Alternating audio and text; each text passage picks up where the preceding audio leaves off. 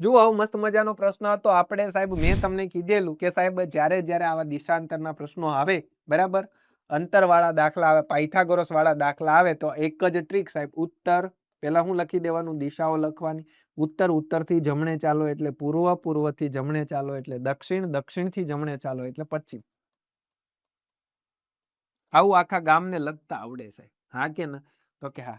હવે સાહેબ જેટલું ચાલ્યો એટલું લખવા મળવાનું. 90 મીટર પૂર્વમાં, તો આપણે પૂર્વમાં 90 મીટર લખી દઈએ. પછી ત્યાંથી જમણે એટલે સાહેબ અહીંથી જમણે એટલે દક્ષિણમાં આવશે, 20 મીટર ચાલે છે, બરાબર. ફરી તે જમણે ચાલે છે અને 30 મીટર અહીંયા જમણે એટલે 30 મીટર ચાલે છે. પછી પિતા ન મળતા તે ઉત્તર તરફ ચાલે છે, બરાબર. તો કે હા સાહેબ. ચાલો હવે આપણે ઓપોઝિટ થાય અને ઉડાડતા જઈએ, બરાબર. તો આ સાહેબ 100 માંથી 20 જાય એટલે કેટલા વધે? તો કે સાહેબ અહીંયા 80 વધશે ઉત્તરમાં, બરાબર. પછી સાહેબ અહીંયા 30, 90 માંથી 30 જાય, મોટી સંખ્યામાંથી નાની સંખ્યા બાદ થાય એટલે સાહેબ કેટલા વધશે? તો કે સાહેબ 60 વધે, બરાબર. હવે 60 વધ્યા એનો મતલબ સાહેબ અહીંયા શું હોય? બે દિશાઓ વધી, બે આવા વધે એટલે સાહેબ પાયથાગોરસ હોય. તો સાહેબ શું કરવાનું?